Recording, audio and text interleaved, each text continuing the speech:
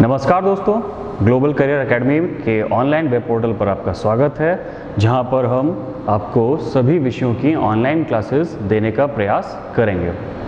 इस क्रम में जो सबसे पहला क्लास है आपका वो है मॉडर्न हिस्ट्री से जुड़ा हुआ, और मॉडर्न हिस्ट्री में जो सबसे पहला टॉपिक मैं आपके सामने लेकर आया हूँ वो है एंग्लो मराठा वॉर्स।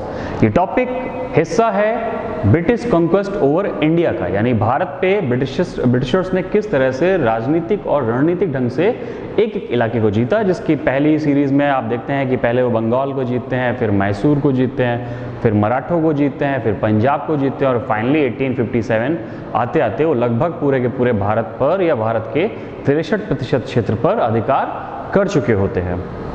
आज का जो टॉपिक है एंग्लो मराठा वॉर, इस टॉपिक को मैं सीधा तीन वॉर हुए हैं, 1775 से 1782, फिर 1803 से 1805, और फिर जो तीसरा और आखिरी एंग्लो मराठा वॉर होता है वो होता है 1817 से 1890 के मध्य। तो इन तीन वॉर्स को, इन तीन युद्धों को मैं सीधा बताने के बजाय आपको इस पूरी की पूरी मराठी हिस्ट्री के बैकग्राउंड तक ले जाऊंगा, ताकि आपको ये टॉपिक जब आप देखें तो इसके पश्चात दोबारा कभी आपको इसे रिकॉल करने की या कहीं दोबारा पढ़ने की आवश्यकता ना पड़े। सिर्फ आप इसको रिवीजन भर करें, फिर से शुरुआत से पढ़ने की आवश्यकता आपको ना पड़े।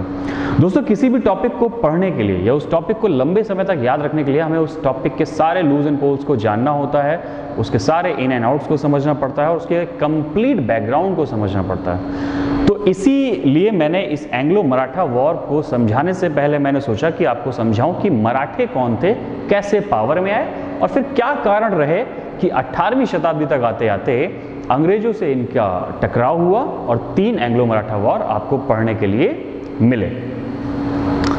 ये जो टर्म आपके सामने लिखा है मराठा, दरअसल ये एक ज्योग्राफिकल आइडेंटिटी है, एक ज्योग्राफिकल लैंड एरिया है जो कि महाराष्ट्र और उसके आसपास के राज्यों तक सीमित है।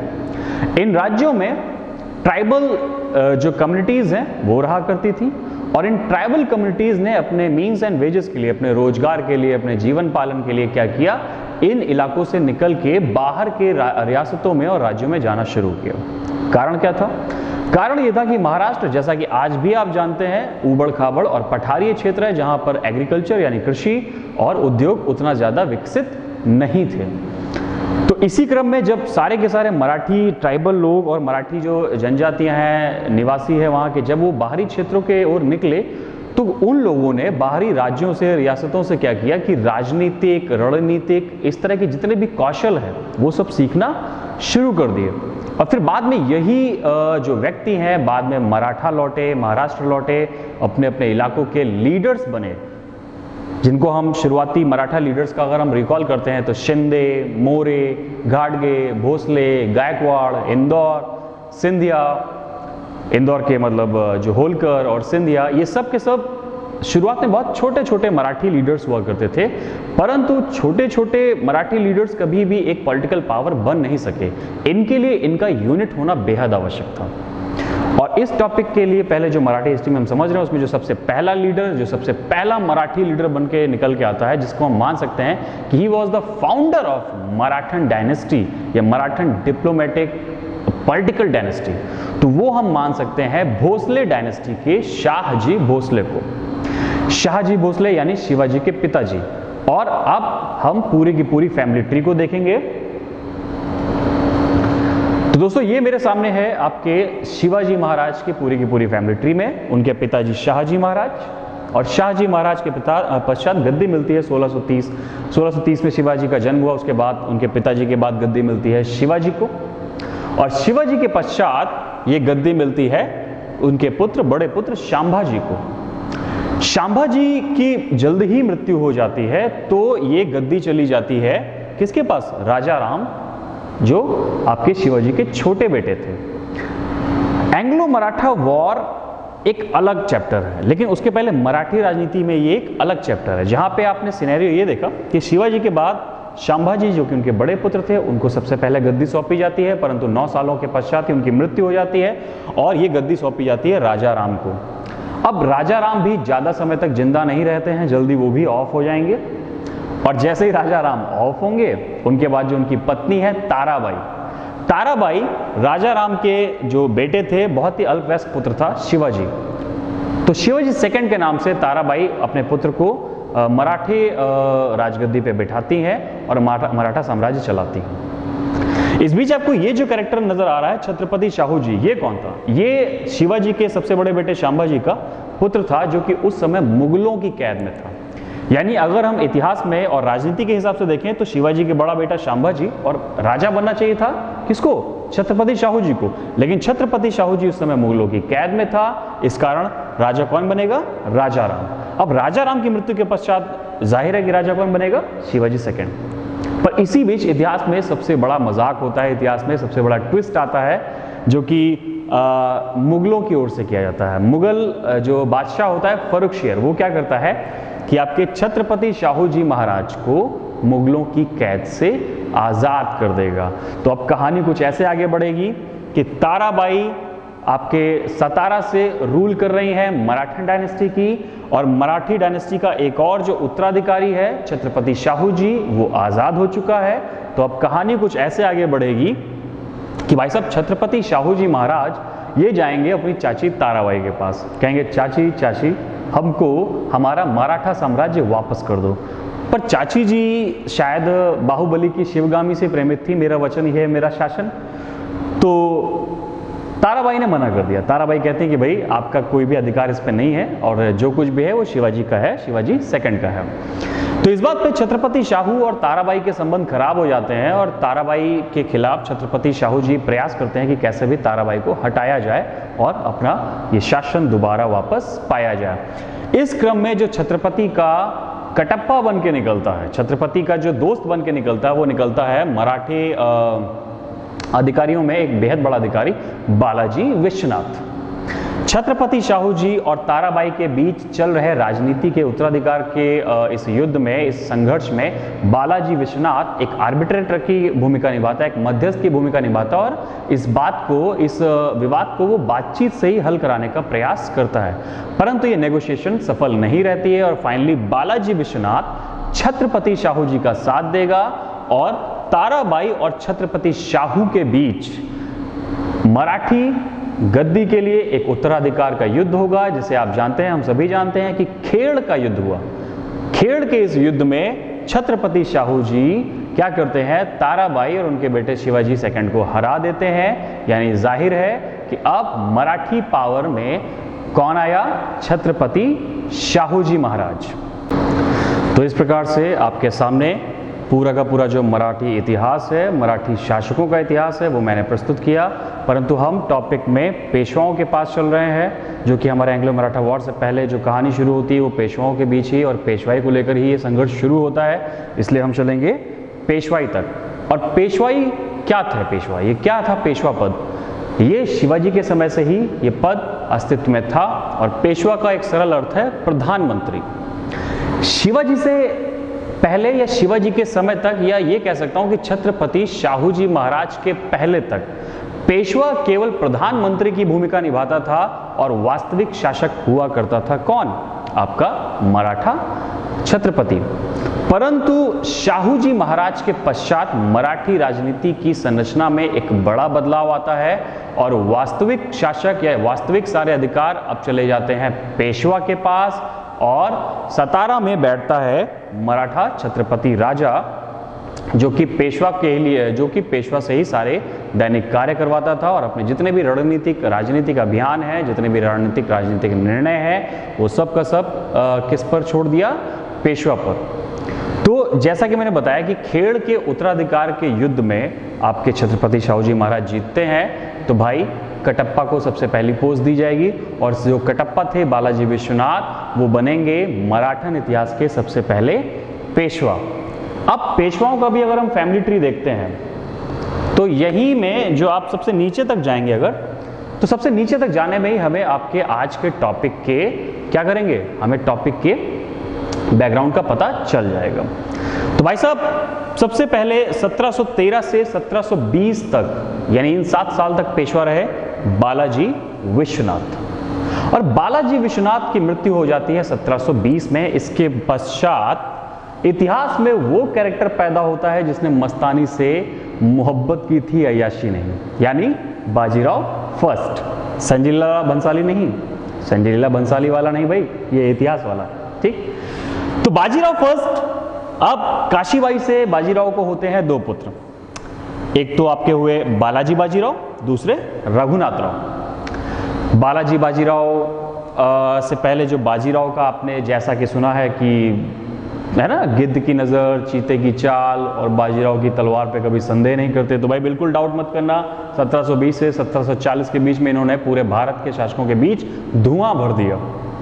अब बाजीराव फर्स्ट जब जाता है तो उसका बेटा आता है बालाजी बाजीराव। ये बालाजी बाजीराव वही है जिनको हम क्या कहते हैं, नाना साहेब। याद होगा आपको, प्रियंका चोपड़ा गाल खींचती है अपने बेटे का, ये वही नाना साहेब है। ठीक, अब बालाजी बाजीराव की मृत्यु के पश्चात उत्तराधिकारी बैठा था रघुनाथ राव, जो कि आपका दूसरा पुत्र था, काशीबाई से उत्पन्न हुआ बाजीराव का पहला पुत्र था। बालाजी बाजीराव की मृत्यु के पश्चात शासक बनना चाहिए था रघुनाथ राव को, लेकिन शासक यानी पेशवाई किसको मिल जाती है, बालाजी बाजीराव के बेटे माधव राव को। अब चचा परेशान, चाचा सोच रहे हैं कि बड़े भाई चले गए, हमारा प्रमोशन होगा, हमको पेशवाई मिल जाएगी, लेकिन चाचा फॉर्म भरते ही रह गए और लड़का कंपटीशन निकाल ले गया, यानी भतीजा माधव फर्स्ट बन गया पेशवा। अब यहीं से कहानी शुरू होती है, यहीं से टकराव पैदा होगा, यहीं से इतिहास बड़ा रोचक होता जाएगा।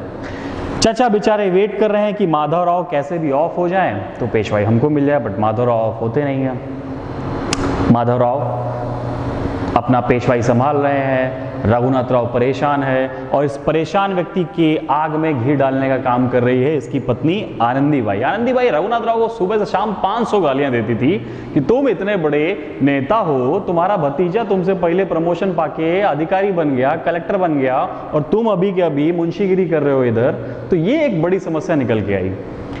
तो अब रघुनाथ राव क्या करने लगा, षड्यंत्र करने लगा। और रघुनाथ राव षड्यंत्र करते करते क्या करेगा, माधव राव के पश्चात जब ये बारी आएगी कि भाई माधव राव की भी मृत्यु हो जाती है, तो माधव राव की मृत्यु के पश्चात रघुनाथ राव को लगा कि अब हम बन जाएंगे पेशवा। तो अब सोचा वो कि मतलब पहले मेरा भतीजा बना, अब भतीजे का बेटा बन रहा है, तो ये तो कहानी अलग हो गई। तो भाई साहब हाथ को आया और मुंह को ना लगा। रघुनाथ राव परेशान कि मैं पेशवा कब बनूंगा। भैया माधव राव आया, माधव राव जब ऑफ हुआ तो इसको लगा कि नारायण राव, अभी नारायण राव भी ऑफ हो गया, और नारायण राव को ऑफ करवाने के बाद रघुनाथ राव वॉज अश्योर्ड कि वो ही पेशवा बनेगा। और इस पॉलिटिकल मर्डर में नारायण राव की हत्या के पश्चात रघुनाथ राव कुछ समय के लिए पेशवा बन भी जाता है।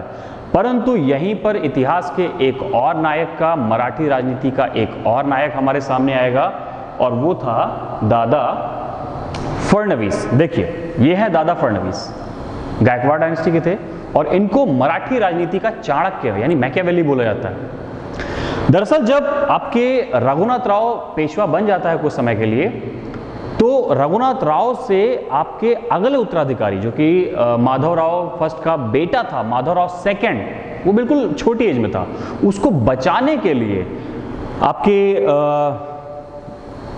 नाना साहब जो ये फडणवीस साहब है, ये क्या करेंगे, एक चाल चलेंगे। ये एक 12 भाई शिष्टमंडल की स्थापना करेंगे। उस 12 भाई शिष्टमंडल में मराठों के 12 बहुत बड़े लीडर्स थे, और उन्होंने ये बोला कि हम आपकी पेशवाई यानी हम रघुनाथ राव की पेशवाई को एक्सेप्ट करते हैं। और 12 भाई शिष्टमंडल ने इस तरह से रघुनाथ राव से माधव फर्स्ट के जो सबसे छोटे बेटे हैं, जो कि असली पेशवा बनने के काबिल थे, उनको बचाया। अब कहानी आगे बढ़ती है। जैसे ही माधव राव सेकंड थोड़े बड़े होते हैं और 12 भाई मंडल की जो मराठी राजनीति में पकड़ थोड़ी मजबूत होती है, एक कॉन्स्पिरेसी नाना फडणवीस क्रिएट करते हैं। नाना फडणवीस बोलेंगे कि 12 भाई शिष्टमंडल ने यह तय किया है कि अगर ये जो नारायण राव की हत्या है, इसमें अगर रघुनाथ राव का कोई हाथ पाया जाता है और ये सिद्ध हो जाता है, तो रघुनाथ राव को ये पोस्ट छोड़नी पड़ेगी और माधव राव सेकंड हमारा नया पेशवा होगा।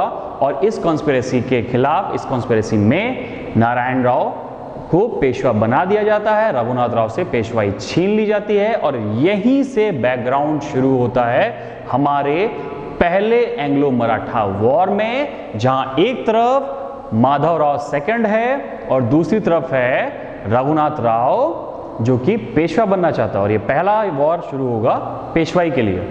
तो दोस्तों हम बढ़ चलते हैं अपने टॉपिक के बिल्कुल शुरुआत पर आ चुके हैं और जिस टॉपिक के लिए हम यहाँ आपसे मुखातिब हुए हैं उस टॉपिक की शुरुआत करते हैं, जो कि है फर्स्ट एंग्लो मराठा वॉर। आपको बैकग्राउंड मैंने शिवाजी के समय से बता दिया है कि कैसे शिवाजी, उनके पुत्र शांभाजी, इसके पश्चात छत्रपति शाहू जी, उनके समय बालाजी विश्वनाथ का आना और फिर पेशवाई को लेकर आपसी फैमिली में और मराठी नेताओं में कॉन्फ्लिक्ट होना। इसी बीच रघुनाथ राव का पेशवा बनना, पर 12 भाई शिष्टमंडल और नाना फडणवीस की कूटनीतिक चाल की वजह से रघुनाथ राव से पेशवाई चली जाना और नाना फडणवीस का मराठी पावर बन जाना और माधवराव सेकंड एक पपेट पेशवा बनकर रह गया। ये वो सारे कारण थे जिसने जन्म दिया पहले एंग्लो मराठा वॉर को। तो किसी टॉपिक को समझने के पहले उसको समराइज करते हैं और समराइज करने के लिए हमने आपके सामने क्या रखा है, रीजंस। तो रीजंस जैसा कि मैंने आपसे पहले डिस्कस किया था, Raghunath Rao want to become Peshwa. भाई पेशवाई के लिए सारा बवाल चल रहा था। रघुनाथ राव को लगता है कि मैं ही पेशवा हूं, माधव को सेकंड को लगता है कि मैं ही पेशवा हूं, नाना फडणवीस को लगता है कि मैं ही जो है अपने मूवी का कटप्पा हूं, मैं बचाऊंगा बाहुबली को। तो ये सब आपस में लड़ रहे थे, ये सबका आपस में ईगो क्लैश चल रहा था। अब रघुनाथ राव बेचारा परेशान। रघुनाथ राव इस बात को लेकर परेशान कि मैं ही पेशवा बना, इसके बाद पेशवाई चली गई, अभी कौन मेरे को पेशवा बनाएगा। तो मराठी लीडर्स तो उसका सपोर्ट करने को नहीं थे, तो वो जाएगा अंग्रेजों के पास। किसके पास जाएगा? अंग्रेजों के पास। और अंग्रेजों में वो मिलेगा जाके बॉम्बे प्रेसिडेंसी के गवर्नर से। इन 1775 रघुनाथ राव मिलेंगे जाके बॉम्बे प्रेसिडेंसी के गवर्नर से और एक ट्रीटी साइन करेंगे जो कि कहीं ना कहीं कारण बनती है जाके पहले एंग्लो मराठा वॉर का। और वो ट्रीटी थी ट्रीटी ऑफ सूरत। सूरत के ट्रीटी में रघुनाथ राव और अंग्रेजों के बीच समझौता क्या हुआ? रघुनाथ राव ने बोला कि मैं आपको सालसेट और बसीन दूंगा, उसके बदले आप मुझे क्या देंगे? उसके बदले रघुनाथ राव को चाहिए था पूरा का पूरा मराठा पेशवाई एम्पायर। और इसी प्रॉमिस के साथ क्या होता है? इसी प्रॉमिस के साथ पहला वॉर शुरू होता है और इस पहले वॉर में माधवराव और नाना फडणवीस की सेना एक तरफ है, दूसरी तरफ है रघुनाथ राव और उसको सपोर्ट करने वाली अंग्रेज सेना। तो हम चलते हैं इवेंट्स की तरफ कि क्या क्या भाई इवेंट्स हुए इसमें। तो भाई साहब शुरुआत होती है कि भाई ट्रीटी ऑफ सूरत हो जाती है, युद्ध शुरू हो जाता है। इसी बीच एक बड़ा चेंज आता है। दरअसल बॉम्बे काउंसिल ने रघुनाथ राव के साथ ये एग्रीमेंट किया था और उस समय देश में 3 प्रेसिडेंसी थी, बॉम्बे प्रेसिडेंसी, मद्रास प्रेसिडेंसी और कलकत्ता प्रेसिडेंसी। इन तीनों प्रेसिडेंसीज में से जो सुपरमेसी पावर दी गई थी वो दी गई थी कलकत्ता प्रेसिडेंसी को, कि कलकत्ता प्रेसिडेंसी जब चाहे बॉम्बे और मद्रास प्रेसिडेंसी के डिसीजंस को ओवरटर्न कर सकती है। तो यहां पे भी ऐसा ही हुआ। रेगुलेटिंग एक्ट के पश्चात जब बॉम्बे प्रेसिडेंसी की इस हरकत का कलकत्ता प्रेसिडेंसी को पता चला तो वॉरेन हेस्टिंग्स क्या करेगा, इस पूरी की पूरी ट्रीटी को ही कैंसिल कर देगा। और फिर घटनाक्रम आगे जाता है। वॉरेन हेस्टिंग्स एक नई ट्रीटी साइन करेगा और वो ट्रीटी जाएगी रघुनाथ राव के अपोजिट और वो ट्रीटी कहलाएगी ट्रीटी ऑफ पुरंदर। कौन सी ट्रीटी कहलाएगी? Treaty of Purandar. Treaty of Purandar sign की जाती है आपके कलकत्ता काउंसिल और 12 भाई काउंसिल के साथ और रघुनाथ राव को इस युद्ध में, इस ट्रीटी में बिल्कुल साइड पे कर दिया जाता है। इस ट्रीटी का रिजल्ट क्या निकल के आता है कि रघुनाथ राव वाज पेंशन्ड। तो आपको लग रहा होगा कि यहां से युद्ध शांत हो जाना चाहिए, क्यों? क्योंकि माधवराव सेकंड से आपके वॉरेन हेस्टिंग्स साहब ट्रीटी कर चुके हैं, वो तो उनके सपोर्ट में आ चुके हैं और उसको मराठों के अपोजिट होना चाहिए। तो प्रॉब्लम कहां से आई? क्यों ये युद्ध 1775 से 1782 तक चला गया? समझते? 1777 में जब ये पुरंदर की संधि हुई, जब ट्रीटी ऑफ पुरंदर हुई, तो एक एग्रीमेंट ये साइन किया गया कि भाई साहब मराठे पेशवा कभी भी अंग्रेजों के खिलाफ किसी को सपोर्ट नहीं करेंगे। बट यहां पे एक स्ट्रेटेजिक भूल होती है नाना फडणवीस साहब से। और नाना फडणवीस साहब क्या करेंगे, अपना एक बंदरगाह फ्रांसीसियों को दे देंगे और ये अंग्रेजों के हित के खिलाफ था। ऐसे में अंग्रेजों और नाना फडणवीस यानी पेशवा माधवराव सेकंड के बीच में, अंग्रेजों और माधवराव सेकंड के बीच में एक दोबारा युद्ध होता है जिसे हम बोलते हैं बैटल ऑफ तालेगांव 1779 के बीच में। अब 1779 में इस बैटल ऑफ तालेगांव में ब्रिटिशर्स बहुत बुरी तरह से हारते हैं। वो मान लेते हैं कि मराठे लीडर्स से अभी हम सामना नहीं कर सकते। ब्रिटिशर्स की एक सिंपल सी स्ट्रेटजी पूरी हिस्ट्री में हमको देखने को मिलती है, वॉर एंड ट्रीटी। जहां पे जरूरत हो आप ट्रीटी कर लीजिए, शांत हो लीजिए, जहां पे जरूरत हो आप वॉर करके दुश्मन को हरा दीजिए। आप पूरा का पूरा मॉडर्न हिस्ट्री उठा के देखेंगे तो आपको ब्रिटिशर्स का ये सिंपल सा स्ट्रेटजी देखने को मिलेगा कि जब हम पावर में है तो हम वॉर करेंगे और जैसे ही हमारी खटिया खड़ी हो जाएगी हम ट्रीटी कर लेंगे। माय बाप, ट्रीटी। तो तालिगांव के बाद एक दूसरी ट्रीटी हमें देखने को मिलती है, treaty of Wadgaon. Treaty of Wadgaon sign की जाती है महादजी सिंधिया और आपके ब्रिटिशर्स के बीच में। अब इसी को फाइनलाइज किया जाता है। इसके बाद भी कई बैटल्स होती हैं जिसपे लगातार मराठी सेना जो है वो ब्रिटिश पर हावी पड़ रही थी। इस दौरान जो फाइनली वॉर जो खत्म होगा वो खत्म होगा इस ट्रीटी ऑफ सालबाई के साथ, यानी सालबाई की संधि। तो दोस्तों याद कीजिए, वॉर किस ट्रीटी से शुरू हुआ था? ट्रीटी ऑफ सूरत से, जो कि 1775 में शुरू हुई थी। और वॉर खत्म किस ट्रीटी से हो रहा है? 1782 ट्रीटी ऑफ सालबाई। किसके किसके बीच? ब्रिटिशर्स और महादजी सिंधिया के बीच में। अब इस फर्स्ट एंग्लो मराठा वॉर में रिजल्ट्स क्या निकल के आए, क्या मिला हमको? तो भाई साहब, रघुनाथ राव उनकी तो दावेदारी कैंसिल हो चुकी थी। और क्या मिला? ब्रिटिशर्स इस युद्ध में मराठों से हारे, उनकी डोमिनेंसी को एक्सेप्ट किया। तो क्या किया? 20 साल की शांति समझौता, 20 सालों का पीस ट्रीटी। अभी 20 सालों का पीस ट्रीटी ब्रिटिशर्स क्यों कर रहे हैं? तो इतिहास के इस फैक्ट को समझने के लिए इतिहास के दूसरे फैक्ट को समझिए। ये टाइम देखिए, 1782 का टाइम चल रहा और इस समय चल रहा था आपका सेकेंड एंग्लो मैसूर वॉर। और मैसूर के खिलाफ अंग्रेजों को पावर चाहिए थी और वो अपनी पावर एक जगह मैसूर, दूसरा मराठा, इतनी जगहों पे डिस्ट्रीब्यूट नहीं कर सकते थे क्योंकि वो दोनों ही पावरफुल थे। तो मराठों को उन्होंने 20 साल की पीस ट्रीटी में फंसा दिया और इस दौरान उन्होंने मैसूर को जीत लिया। तो फर्स्ट एंग्लो मराठा वॉर के लिए इतना ही है। और फर्स्ट एंग्लो मराठा वॉर के जो इंपॉर्टेंट एग्जाम फैक्ट्स हैं तो आप याद रखिएगा, treaty of Surat, treaty of Wadgaon, treaty of Purandar and then finally treaty of Salbai.